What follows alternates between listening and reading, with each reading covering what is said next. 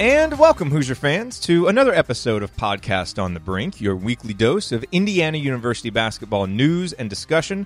I'm your host, Jerod Morris. Podcast on the Brink is a joint production of the Assembly Call and Inside the Hall. For complete coverage of IU basketball, visit assemblycall.com and insidethehall.com.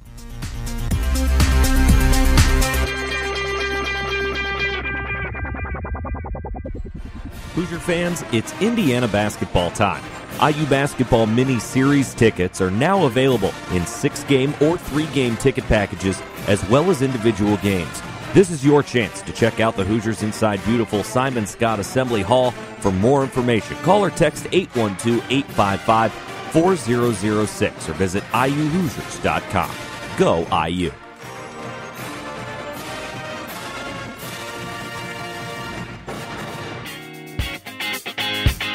On this week's edition of Podcast on the Brink, Alex Bozich and I are joined by Adam Jardy, who covers the Ohio State Buckeyes for the Columbus Dispatch, and we are excited to bring Adam on as we continue our journey throughout the Big Ten, looking ahead to Indiana's conference opponents for the upcoming season. What is the outlook for the Buckeyes now that Kaleb Diop is gone in Chris Holtmann's second season? Can they possibly do what they did last year when they went 15-3, or is a drop-off to be expected? And then we look into the future. You know, Indiana and Ohio State have been competing for a lot of the same recruits. It feels like we may be getting back to a place like in the early 90s when both Indiana and Ohio State were annual contenders for Big Ten titles. At least that's kind of how you project it forward with the recruits that have been coming in. And so we talk about the future of the Chris Holtmann tenure at Ohio State. That and more with Adam Jardy on this edition of Podcast on the Brink. First, though, we want to tell you about our sponsor for this week. And this week's edition of Podcast on the Brink is brought to you by Home Field. And while Home Field is technically a new sponsor of Podcast on the Brink, just starting last week, the team behind Home Field is one that we're very familiar with and that you probably are too. This past August, the team over at Hoosier Proud, which was one of our sponsors last season, they've been a sponsor over on the Assembly Call for several years now. They took all of their college designs and launched Home Field, this new brand. So at their website, homefieldapparel.com, you will find the comfiest and most unique officially licensed IU apparel that you can find anywhere. Home Field was started by an IU grad, and all of Home Field's premium collegiate apparel is designed and printed out of Indianapolis. And this week, I definitely want to recommend that you check out Home Field's IU Champions Tee, which features the 5 championship years and a vintage IU basketball design. I own this shirt. I bought it as soon as Connor put it up on the website. I had to order one, and I wear it. So this is the one that they asked us to recommend this week, and it just so happens to be one that I own. So I definitely recommend that you pick it up. And the best part is that our friends at Home Field have a special deal for Podcast on the Brink listeners. Use the promo code BRINK, B-R-I-N-K, at checkout, and you will get 15% off of your first order at homefieldapparel.com. That's promo code BRINK for 15% off at homefieldapparel.com. Home Field, wear one for the team. All right, now here is our conversation with Adam Jardy, looking ahead to the Ohio State Buckeyes.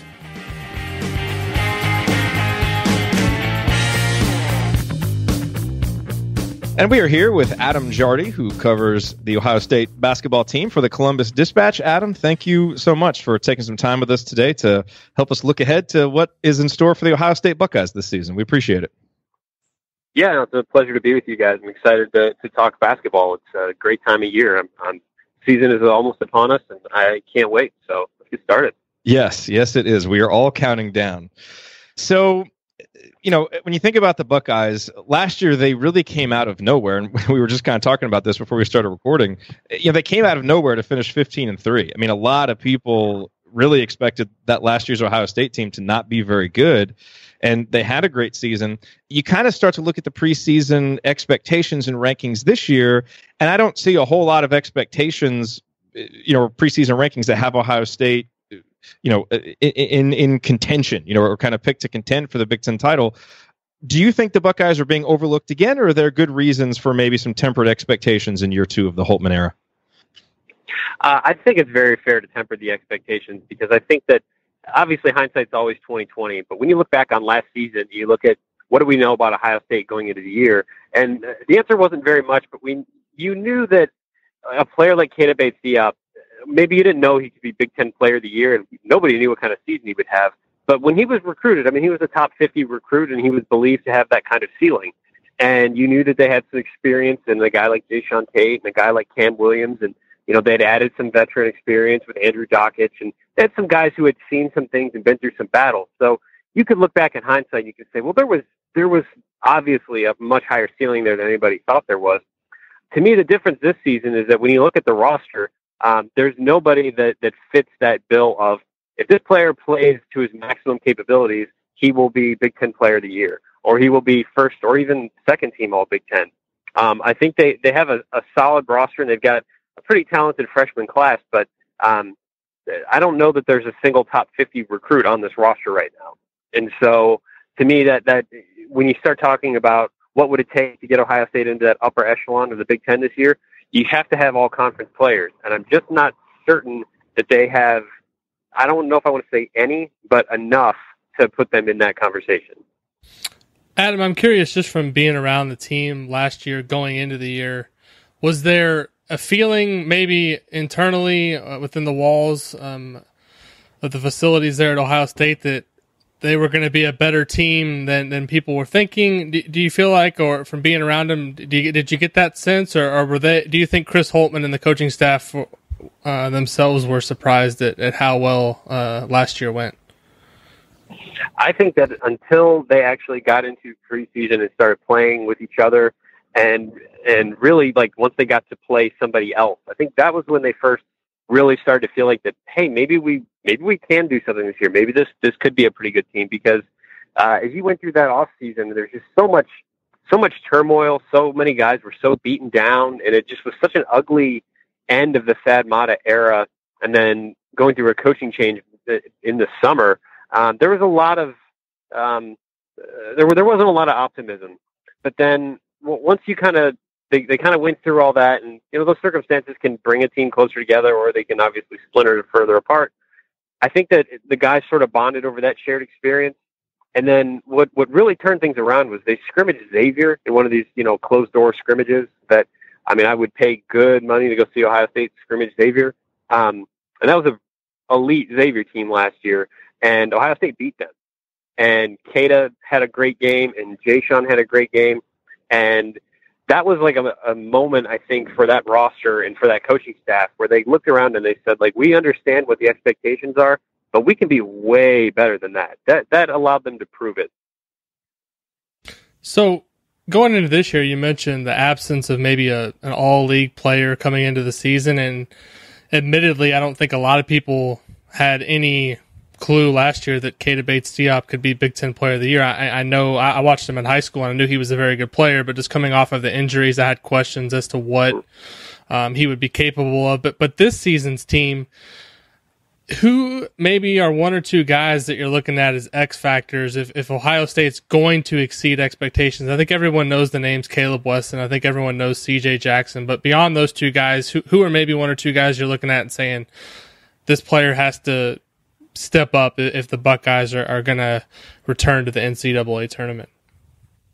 Oof, beyond those two, no, that's where the roster gets very challenging, because you have to start going on potential, and you have to start trying to project who can take that next step forward. I do think that Kaleb Wesson and C.J. Jackson will have above average seasons, and will be in the conversation for some all league honors. But when you start going a little bit further down the roster and you start looking at, okay, you've got Kyle Young is a sophomore who I think he only played in 20-odd games last season. I don't have the numbers in front of me exactly, but he was basically Keita's backup.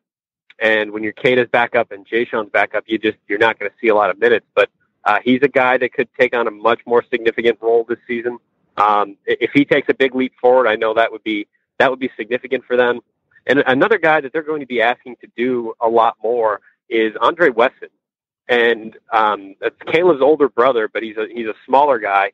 He's like 6'5" or 6'6", but he's one of these versatile forwards, and they like the fact that he can guard a number of different positions. Last year when they were at Purdue and they came back in the second half and they won, and they took Isaac Haas essentially out of the game, is because Andre Wesson was guarding him and 7 inches steals and making life miserable for him. I think that they're going to ask Andre Wesson to do a lot more this season. They need him to score. They need him to be able to shoot the three. And he's shown in very limited stretches that he can do that. But when I start looking at guys that, for this team to take a step forward, they need to take steps forward. Kyle Young and Andre Wesson, those are probably the first two that come to my mind. Let's talk real quick about Kaleb Wesson, who certainly going to be one of the go-to guys on this team, as you alluded to. And I'm looking at his numbers. He was way more efficient last year than I remembered or that I knew. He's a guy who only played about 50% of the minutes, but had a really high offensive rating, was a really good offensive rebounder. Blocked a lot of shots, very efficient down low.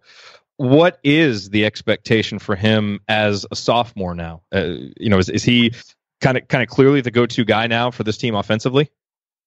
Yeah, I do think that the offense, in a lot of ways, it ran through Kata last year, and then at times it ran through Jayshawn Tate. This year, I think in a lot of ways, it's going to run through Kaleb Wesson, and that is presuming that he can stay on the court. I mean, one of the issues that prevented him, from playing more, and the limited, I think it was like 20.1 minutes a game, was that he was in a lot of foul trouble, and you see that with freshman bigs. It's an adjustment, and that's something that you have to learn to deal with. So I think he'll be better at that this year. They've asked him to add the 3-point shot to his game. They think that he can do that efficiently and that he can help stretch defenses that way. So I think they said when they took they took a foreign trip to Spain this summer, and they played 3 exhibition games, and he was their best 3-point shooter, or at least their most, or from like a percentage standpoint, he was their best shooter. And so they're going to ask him to do a couple more things like that. They want him. One of the big keys for him in the offseason was they wanted him to become more explosive. And one of the funny things to me, and I've talked to him about this, is that if you go look at Kaleb Wesson highlights, and if you go really like break down his film, you're not going to see him dunk like almost ever, which is really funny when you think about like being a big man. But that's just like never really been part of his game. Like he'll lay it in, or he'll finish around the rim, but he's not a rim rattler. And part of that is just that for his size, he's not been particularly explosive, which has limited him in certain games and in certain matchups. And so that's, aside from adding a 3-point shot, they've been working a lot with him on trying to get more explosive, build up that vertical leap. And those are all things that if he can add those things, then I think that's how he starts getting into that conversation for an all-conference type of player. But he's dropped some weight. I know his body fat is down to about as low as it's ever been. This is a guy, he weighed 325 pounds, like roughly 2 years ago when he was in high school. Wow. And he's cut like almost 50 pounds as he's really trimmed down and really devoted himself to trying to get to be a better player. So I know from a mental standpoint and from a physical standpoint, he put in a lot of work this summer. I think he's on the doorstep to becoming a guy that people in the Big Ten are going to have to pay attention to. One topic that we want to talk with you about here a little bit later is, recruiting and how often Indiana and Ohio State are popping up, with the same recruits. And one guy who's on Ohio State's current roster that a lot of Indiana fans are familiar with is Musa Jallow, who went to high school at Bloomington North. He, played a decent amount as a freshman, wasn't particularly productive offensively. How was his freshman season? What are the expectations for him now moving forward? Well, he needs to just be more consistent all around. He's probably the best athlete on the team. He probably has the best vertical. He does a lot of things really well, but, this is a kid that reclassified, which is like such the rage right now. And, he obviously, Ohio State needed him to do that. Like that was a big deal. When you look at where the roster was when Musa decided to commit to Ohio State, like they had no bodies.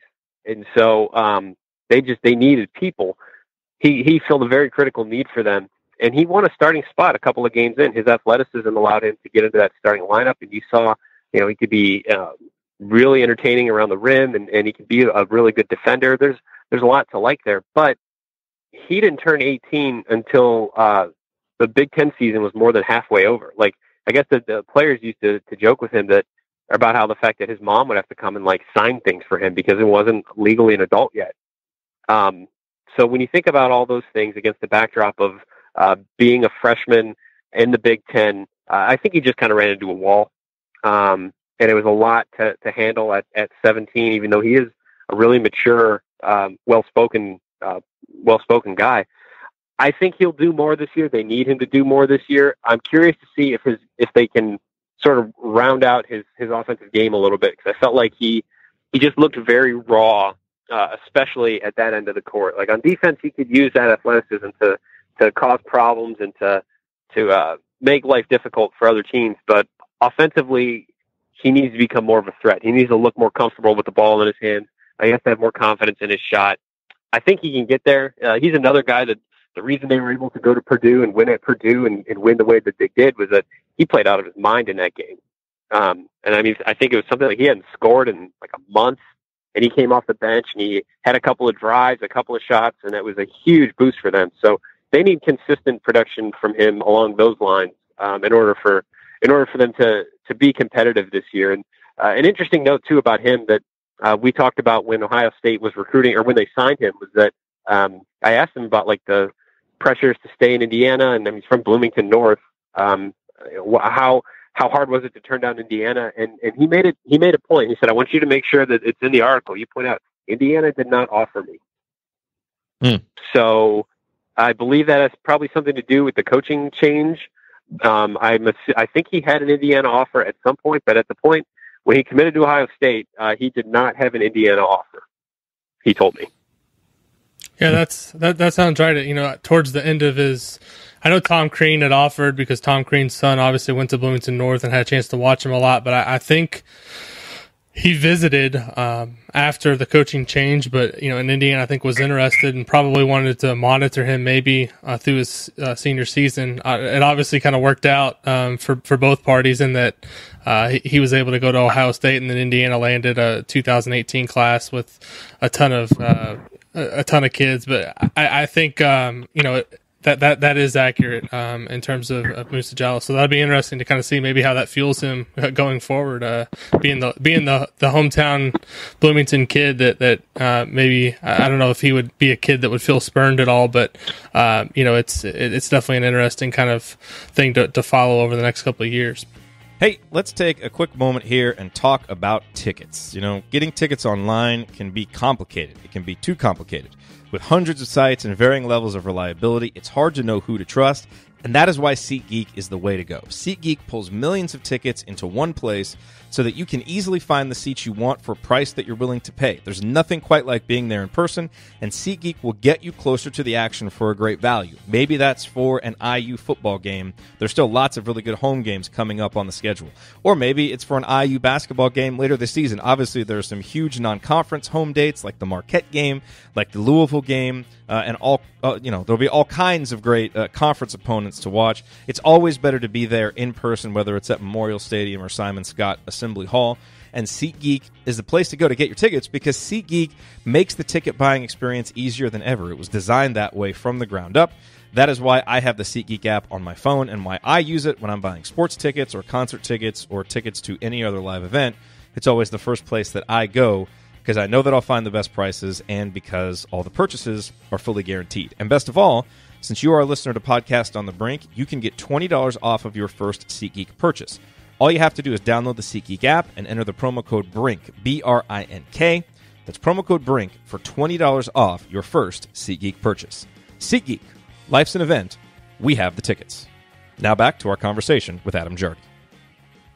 Adam, I feel like grad transfers in college basketball are some of the hardest guys to project on an annual basis. An example last year would be Jerod Simmons, the point guard who was at Ohio University, transferred to Michigan. A lot of big things were expected of him last year, and he barely got off the bench in Ann Arbor. And this year, Ohio State welcomes in a grad transfer, Keyshawn Woods, from Wake Forest. I think he averaged something like 11 or 12 points a game last year for the Demon Deacons. And I'm just kind of curious from your perspective, how does he fit in with this Buckeye roster?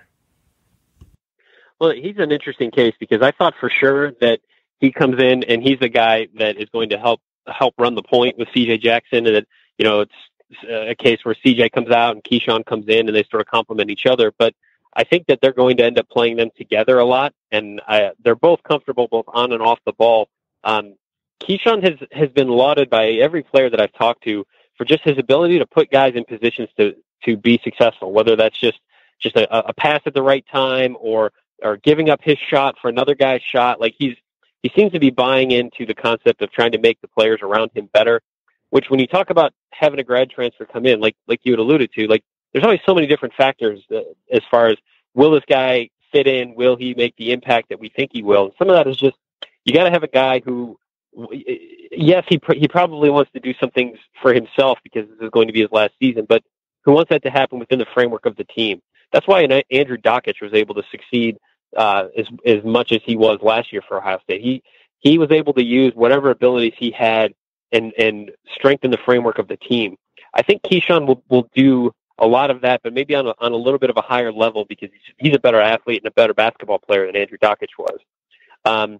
He's a guy that he's healthy, which I know is an adjustment for him. He said he battled some injuries the last year or two. This is actually his third school, so he has gone the transfer route before. He's been around. I mean, this will be when you sit out a year. I mean, this is his sixth season of basketball, I believe. This is his fifth year because he played 3 years. He sat one.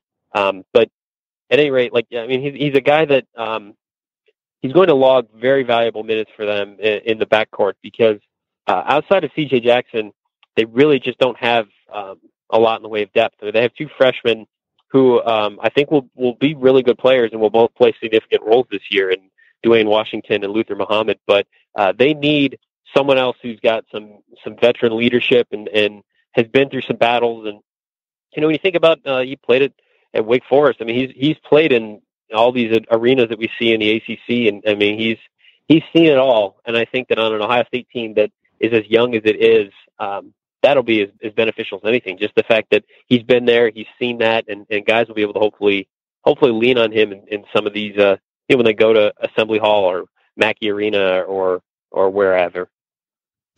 Let's talk a little bit about recruiting because Ohio State is obviously making big news with their class of 2019. I think they have 3 top 50 guys already committed in that class. Indiana fans obviously very familiar with one of those guys, DJ Carton, who took an official visit to Indiana and shortly thereafter ended up committing to Ohio State. And we saw that Christian Lander, a point guard in the class of 2021, has an offer from Ohio State. He's a guy Indiana is very much targeting. It kind of feels like this is something that we're going to start to see. Chris Holtman with his experience in Indiana, really going after guys in Indiana in the state. And maybe a renaissance is on the horizon for the Indiana-Ohio State rivalry, which when I was growing up in the early 90s was huge, and both teams annually competing for Big Ten titles. As you look at what Holtman is doing on the recruiting trail, Adam, what has maybe impressed you the most, and what are some of the reasons for this momentum that he really seems to be building now? Well, wouldn't it be great if that rivalry was back to what it used to be? Oh man, I think about that sometimes. It's so interesting not to go off on a tangent too much, but with Ohio State basketball, because everyone always talks about how Ohio State's rival is Michigan, and it obviously is, but it's different in basketball, and it's depending on who you talk to. They might tell you Michigan or Michigan State or even Wisconsin, but Indiana, I mean, there's something special about that rivalry, and I think that having coaches that flop states at the same time just adds such an interesting wrinkle to all of this. Obviously, with Arch having been at Dayton and with Holtman having been at Butler, so I think you're going to see that overlap continue as these guys recruit because they know each other's home bases as well as they know their new places, and so it's going to be fascinating to see how that plays out in the coming years for sure. As far as what I thought about Chris Holtman and his job on the recruiting trail, it was fascinating to me that you look. When he came to Ohio State, he brought Kyle Young with him, and Kyle Young was he was one of the top recruits in Ohio, and he had beaten out Ohio State for him. But he was also, I think, he was ranked 80th in the country or something like that, and that was the highest rated recruit that Chris Holtman had ever signed when he was at Butler, and then he obviously followed him to Ohio State. And then you look at this year's recruiting class, and there's guys that are sort of right around that top 50 range, like depending on who you look at, like Luther Muhammad is right around 50 or 60, and Jaden Leday was around there too, but mostly like lower, or between like 50 and 100 for this recruiting class. Now you look at this recruiting class, and for the third straight year, he's bringing in the highest rated player that he's ever brought in. I mean, you have DJ Carton's a top 20 recruit, Alonzo Gaffney's a top 25 recruit, and EJ Liddell's a top 40 recruit, and it tells you that they can go out and they can get the guys that they've kind of always gotten, which is not meant to be a knock on anybody, but guys who are, maybe 3-4 year college players, guys who are going to come in and not be stars right away, but guys who are going to grow into those roles. And you need those kinds of guys in your program. But when you look at DJ Carton and Alonzo Gaffney, I mean, you have to wonder if these guys will play more than 1 or 2 seasons in college basketball. And the fact that is the type of talent that they're starting to recruit and that they're starting to win recruiting battles for tells you that something is clicking on that, in that pitch, whether it's just the success that they've had already, whether it's just their personalities, whether it's the fact that they're approaching things the same way they always have, but having Ohio State on their chest instead of Butler gets them in a door maybe. They're part of it is just that they're recruiting at a high level, higher than they ever have, and they recruit all the time.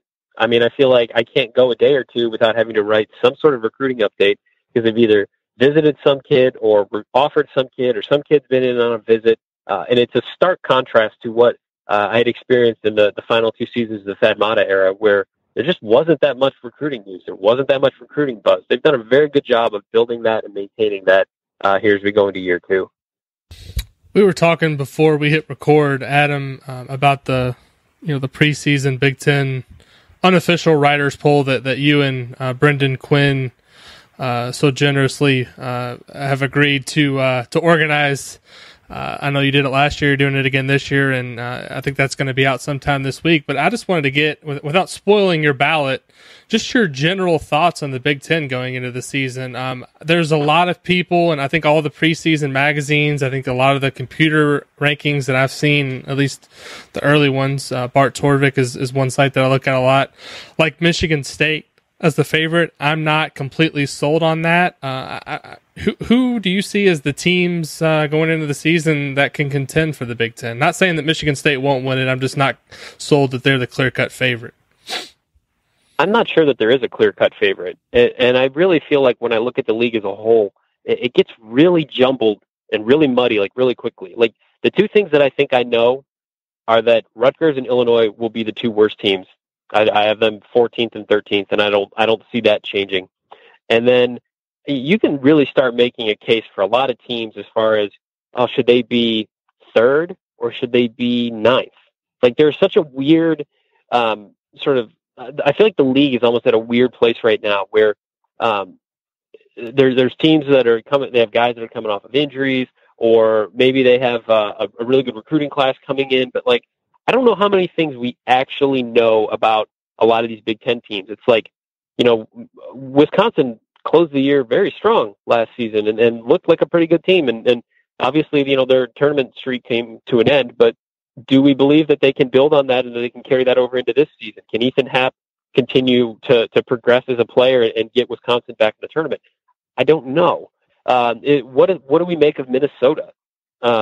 It's just a disastrous fall off year last year after a fantastic breakout year the year before. They've got a lot of pieces back, but do we think that they can put it back together and that they can ascend? Like, what does Nebraska build off last year where they had an argument to make the tournament, they don't make it, and then they wash out in the NIT pretty quickly. But what do we make of them? And I mean, even Michigan. The way I'm looking at it, I've got Michigan State at the top, and I think I have Michigan right after them. I think I have Indiana 3rd. Because I just feel like those are teams that have important pieces back and recruited well and should be able to sort of navigate some of the mess that everyone else is going to kind of be slogging through. But I mean, you start going down that list, and it's like, does Northwestern take a step back, or do they, or was last year who they will be, and they're going to maintain that spot down near the bottom of the conference? Can Mark Turgeon get Maryland back into the tournament and do anything with the talent that he has? Like, there's so many questions about every team that I think it's going to make for if you like the Big Ten, you like the intrigue, I think you're going to love this season. I feel like from the outside, it might look like a big muddy mess for most of the year from sort of an outside perspective. That was a great Big Ten roundup. I think you covered every team in there. That was great. This is the stuff I spend when I can't fall asleep. I'm sitting there going what Pat Chambers seems to have things kind of pointing in the right direction at Penn State, but they lose Tony Carr. So can they overcome that? This is when I can't sleep at night. This is what goes on in my brain. And I'm sure my wife just appreciates that I'm talking to somebody else about it and not her, because she is tired of hearing me project the Big Ten this season. Well, you're among people who are similarly obsessed with Big Ten basketball, so I'm going to start calling you guys at 1 a.m. Yes, anytime. One more question for you, Adam. And again, we really appreciate your time. As you look around the conference and you just spoke about some of the main storylines for the teams. What one or two players are you most interested in watching this year for whatever reason? Maybe just because they're experienced and you want to see how they progress, or they're new. Like, who are some individual players that are really catching your eye and getting you excited for this season? Well, I'm excited to watch Carson Edwards at Purdue, just because I think he could be a national All-American type of candidate. I'm curious to see how he handles. He's going to have to carry more of the load on his shoulders than he did last year. And so I'm curious to see how he's able to handle that, and what kind of numbers he can put up, what kind of season he could have. I'm very excited to see Romeo Langford. I think we all are, but I think that's like a program changing type of recruit and talent. I'm fascinated to see what he looks like at the college level and what kind of impact he makes. Selfishly, but like locally here, Michigan State, to the ire of so many of my readers, got Nick Ward out of Central Ohio. He's from Gahanna, which is, I live a street away from Gahanna. And there's always an ongoing frustration that Nick Ward is up doing Nick Ward things for Michigan State, and Ohio State has to contend with him. And I don't need to get into the ins and outs of why he did or didn't go where he did, but I'm very curious to see if he can perform at a consistent elite level this season, because I feel like there's a lot of buzz about him being an all-league type of player.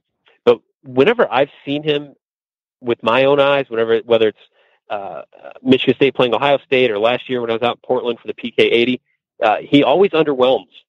And I'm very curious to see if it's just like, sometimes he's talked about, like, when the first time he came back to Columbus and he had put up really big numbers, he put too much into the game. He was too hyped up. He was too focused.